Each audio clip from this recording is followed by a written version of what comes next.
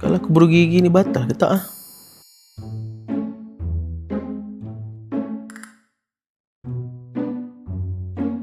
Bagi orang yang berpuasa dalam bulan Ramadan, maka tidak boleh melakukan perkara-perkara yang membatalkan puasa ketika berpuasa.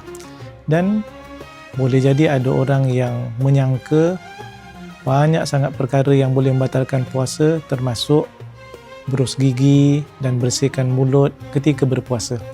Sebenarnya berkumur-kumur tidak membatalkan puasa, termasuk memberus gigi juga tidak membatalkan puasa selagi mana airnya tidak ditelan, begitu juga tidak ada apa-apa yang masuk melepasi daripada mulut yang batin.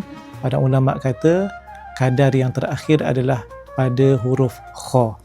Yang penting sebenarnya masuk gigi ataupun berkumur-kumur, kalaulah niatnya kerana takut bau mulut yang busuk ataupun tidak sedap untuk dihidu oleh orang lain, kita kena faham bahawa Nabi SAW pernah bersabda dalam satu hadis yang diriwayatkan daripada Abu Hurairah di dalam Sahih Bukhari, wala khuluf famis shaimi atyabu indallah minal miski, dan bau mulut orang yang berpuasa itu di sisi Allah Ta'ala lebih harum daripada bau kasturi.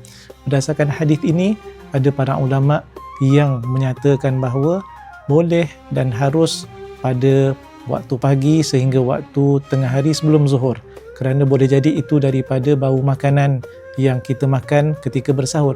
Tetapi selepas daripada zuhur, ada para ulama yang menghukumkan sebagai makruh kerana hadis yang dinyatakan tadi, bau mulut orang yang berpuasa itu lebih harum daripada bau kasturi di sisi Allah Subhanahu wa Ta'ala.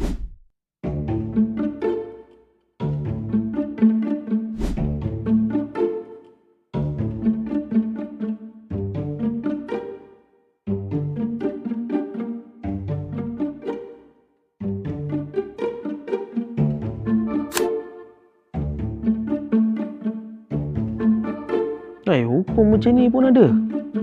Apa efek mandi junub dengan puasa?